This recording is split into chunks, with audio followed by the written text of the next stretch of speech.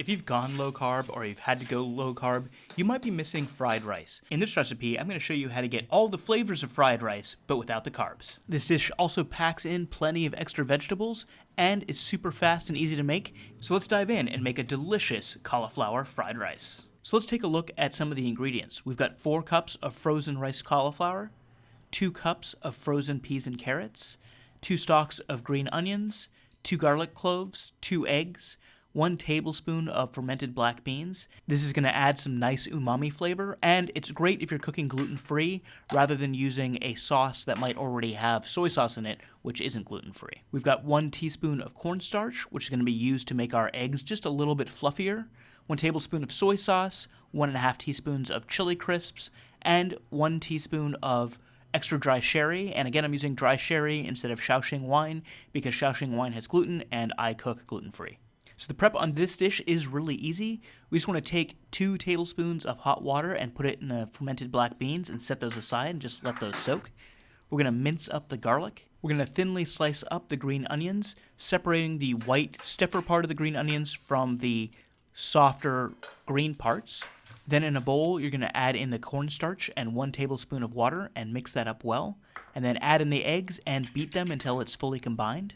Now that we've let the black beans soak a little bit, we're just going to mash them with the back of the spoon until there's no full pieces of black bean left. And then I just like to add in my 1.5 teaspoons of chili crisp here so that it's all just ready to go when I start cooking. So to get started cooking, we're going to heat up our wok, or you can use a large frying pan over medium-high heat. Add in your oil, and then when the oil just starts to smoke, add in the eggs. Let it sit for a moment, and then gently stir it until we get these nice fluffy cloud-like scrambled eggs, and then just pull those out of the pan. And then you may need to add in a little bit more oil, so go ahead and do that. We're going to add in the white part of the green onions and the garlic, and we're going to fry that for 20 to 30 seconds. And then we're going to add in the frozen rice cauliflower, and I'm going to stir that all up for about 1 minute.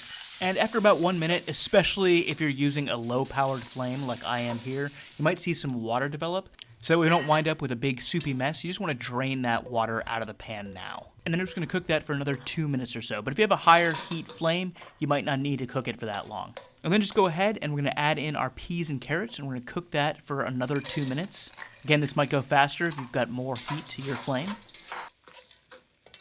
Now we're going to add in our soy sauce and our Shaoxing wine. Then add in the chili crisp and black bean paste, and then the green part of the green onions, and stir that all up.